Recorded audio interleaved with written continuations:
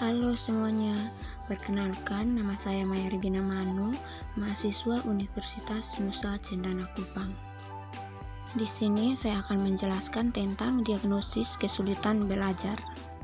Jadi, diagnosis kesulitan belajar dapat diartikan sebagai proses menentukan masalah atau ketidakmampuan peserta didik dalam belajar dengan meneliti latar belakang penyebabnya dan atau dengan menganalisis gejala-gejala kesulitan atau hambatan belajar yang nampak. Di sini, peserta didik yang mengalami kesulitan belajar adalah peserta didik yang memiliki inteligensi normal tetapi menunjukkan kekurangan yang penting dalam proses belajar, baik dalam persepsi, ingatan, perhatian, dan fungsi motoriknya.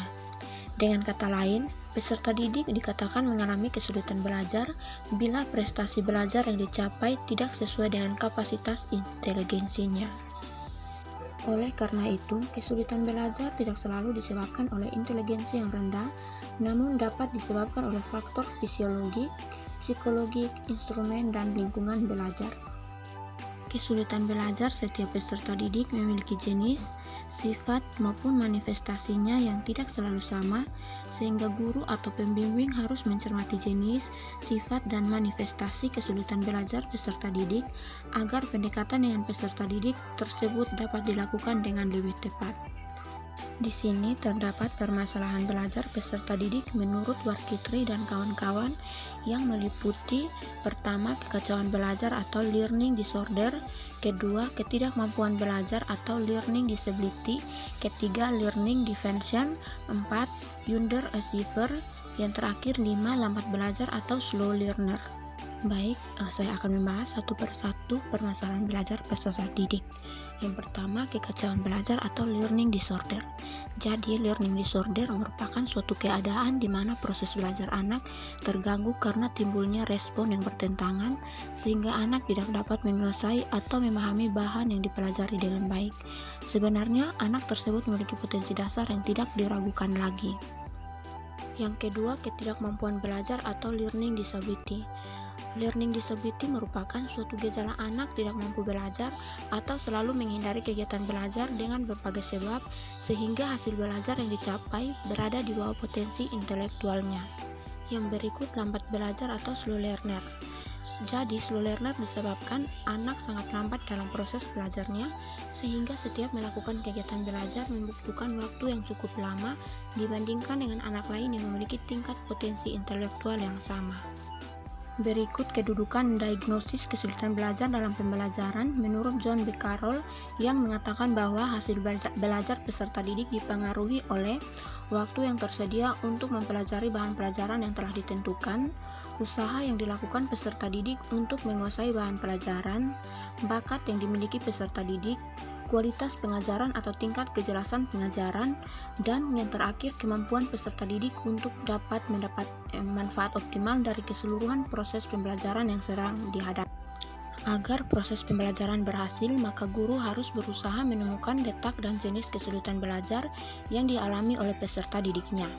Dengan demikian, kedudukan diagnosis kesulitan belajar dalam proses pembelajaran sangatlah penting demi keberhasilan proses pembelajaran. Dalam kesulitan belajar terdapat dua faktor yang mempengaruhi belajar, yaitu faktor internal dan eksternal, di mana faktor internal adalah faktor yang ada dalam individu yang sedang belajar, sedangkan faktor eksternal adalah faktor yang ada di luar individu.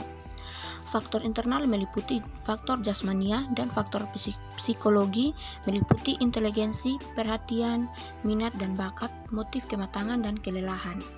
Faktor eksternal yang berpengaruh dalam belajar adalah faktor keluarga, di mana cara orang tua mendidik, relasi antara anggota keluarga, suasana rumah dan keadaan ekonomi keluarga, pengertian dan perhatian orang tua, dan latar belakang kebudayaan.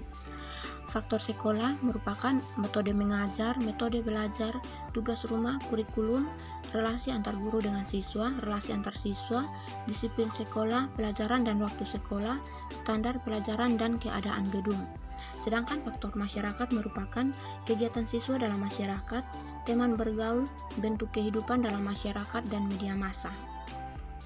Menurut Dimyati dan Mudijono, mengemukakan faktor-faktor internal yang mempengaruhi proses belajar atau sikap terhadap belajar.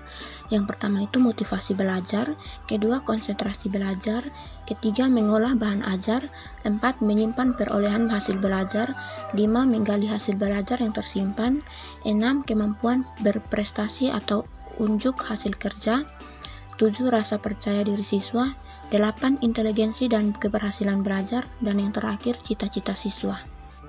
Berikut menurut Muhyiddin Syah, membagi faktor-faktor yang mempengaruhi belajar yaitu yang pertama, faktor internal yang meliputi keadaan jasmani dan rohani siswa, kedua, faktor eksternal yang meliputi kondisi lingkungan di sekitar siswa, ketiga, faktor pendekatan belajar yang meliputi jenis upaya belajar siswa yang berupa strategi dan metode yang digunakan siswa untuk melakukan kegiatan mempelajari materi-materi pelajaran. Sekian penjelasan singkat saya tentang diagnosis kesulitan belajar siswa. Silahkan menyimak untuk dipahami. Terima kasih.